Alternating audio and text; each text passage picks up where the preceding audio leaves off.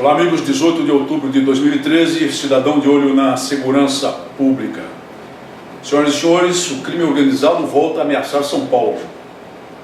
Escutas telefônicas no bojo de uma investigação aprofundada do Ministério Público, escutas telefônicas de conversas de chefões do crime organizado e de conversas de chefões do crime organizado com policiais corruptos, informa que havia um plano até mesmo de sobressaltar o Estado pelo assassinato do governador do Estado de São Paulo, Geraldo Alckmin.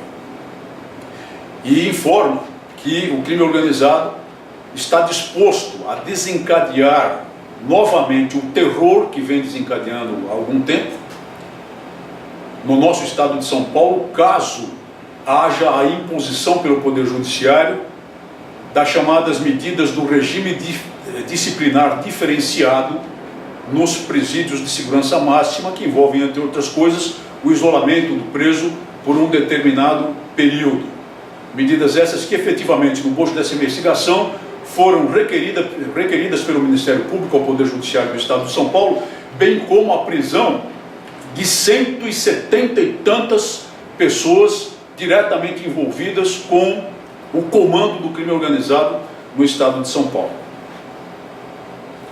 O crime organizado não pode deter o comando de um Estado soberano, não pode deter o comando de uma nação livre, não pode impor a sua vontade. É preciso que o Executivo reaja com a força necessária no âmbito da Secretaria de Segurança Pública, tomando todas as medidas para assegurar a normalidade da vida do nosso Estado. E é preciso que o Poder Judiciário dê respaldo ao Ministério Público, autorizando as prisões que foram solicitadas em caráter preventivo e impondo aquilo que se pode impor nessa fraca legislação de execução penal de que dispomos, que é pelo menos um regime disciplinar diferenciado. No entanto, o que é que ouvimos? Ouvimos que o Poder Judiciário negou-se a expedir os mandados de prisão. O Tribunal de Justiça do Estado de São Paulo negou-se a expedir os mandados de prisão, levantando questões relacionadas com uma nova lei, uma lei recente, que trata do processos contra o crime organizado e envolve nas decisões desse processo não apenas um juiz singular, mas um colegiado de juízes. Essa lei foi editada e aprovada com o propósito de proteger os juízes e oferecer maior segurança aos juízes. Porque quando se trata de um colegiado de juízes decidindo, evidentemente fica mais difícil ao poder do crime organizado influir sobre o juiz, ameaçar um juiz ou mesmo praticar atos de violência contra determinado juiz de execução penal. Mas o sentido da lei é no processo crime, não para as decisões iniciais num processo desencadeado relacionadas com medidas de prisão preventiva. E mesmo assim, se a decisão foi essa, deve-se urgentemente reunir esse colegiado ou uma decisão apropriada do Tribunal de Justiça para que os mandados de prisão sejam expedidos. Não pode o Estado de São Paulo se acovardar. Nós temos visto decisões do Poder Judiciário extremamente discutíveis. Vejam só o caso, por exemplo, da ocupação da reitoria da Universidade Estadual de Campinas e da Universidade de São Paulo, por essas maltas de pseudo-estudantes de que falamos aqui no nosso último programa. Um juiz expediu um mandado de reintegração de posse a pedido da reitoria, mas deu prazo de 60 dias para que a malta de desordeiros permaneça ocupando a reitoria, como se houvesse condições de funcionamento administrativo da universidade naquela situação de caos. Absurdo uma decisão judicial dessa, completamente absurda, completamente sem lastro na lei. Mas vai sendo emitida pelos juízes politicamente corretos, pelos juízes aí adeptos dos juízes para a democracia, aqueles que dizem que a lei deve ser interpretada pelo seu sentido de justiça a critério do juiz e não pelo que consta estritamente da letra da lei. E vai se impondo o caos.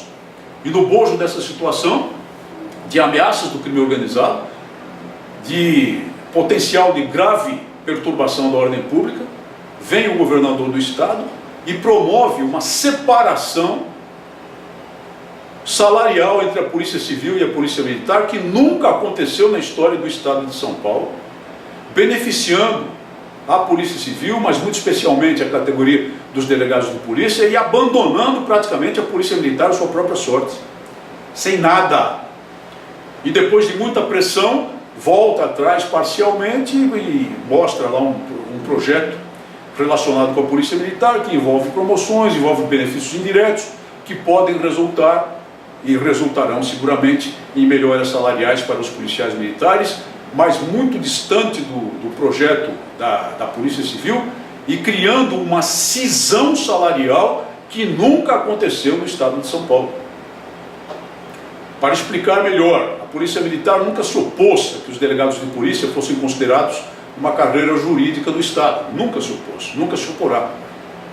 Mas ela não quer ser abandonada salarialmente, não é justo que seja abandonada salarialmente, porque na verdade é a principal instituição policial do Estado.